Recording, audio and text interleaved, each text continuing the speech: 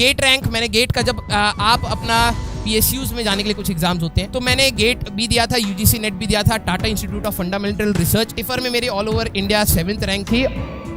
तो मैंने IIT ISM Dhanbad से अपनी BTech प्लस MTech कर रखी है। 5 ईयर का इंटीग्रेटेड कोर्स था। 9 साल हो चुके हैं इसको अगर हम लोग देख ले तो 9 साल मेरा टीचिंग एक्सपीरियंस है। मैं इससे पहले एज अ मेट्रोलॉजिस्ट साइंटिस्ट की पोजीशन पर था पालम एयरपोर्ट पे, और IMD के उसमें था। मेरे पास जब मैं अपने कॉलेज को पास आउट किया था उस समय तक मेरा ये था, मेजॉरिटी ये था कि मेरे को रिसर्च फील्ड में ही जाना है। तो मैंने अपने कॉलेज टाइम पे ही एक तो अपना डिसर्टेशन होता है, फाइनल ईयर में आपको अपना एक रिसर्च पेपर सबमिट करना ही करना पड़ता है अगर आप मास्टर्स के स्टूडेंट हैं। तो एक रिसर्च पेपर वो था और एक IIT रुड़की से मैंने अपना रिसर्च पेपर कंप्लीट किया था। एंड उस समय एक मटेरियल था ग्रेफीन करके जिसके ऊपर बहुत ज्यादा हाइप था। अब तो वो इतना ज्यादा हाइप नहीं है, लेकिन उस समय जब वो हाइप था तो मैंने उसके ऊपर अपने रिसर्च पेपर करे थे गैस सेंसिंग चैम्बर के ऊपर, और ये कहीं ना कहीं इसरो से फंडेड प्रोजेक्ट भी था। वहां से मेरा थोड़ा सा इंक्लिनेशन आया था रिसर्च साइड में भी जाने का, और मैंने अपनी इंस्पायर स्कॉलरशिप मेरे पास रही है, और मैं member of institute of physics London का एक मेंबर भी हूँ, प्रेजेंटली भी हूँ। और गेट रैंक, मैंने गेट का जब आप अपना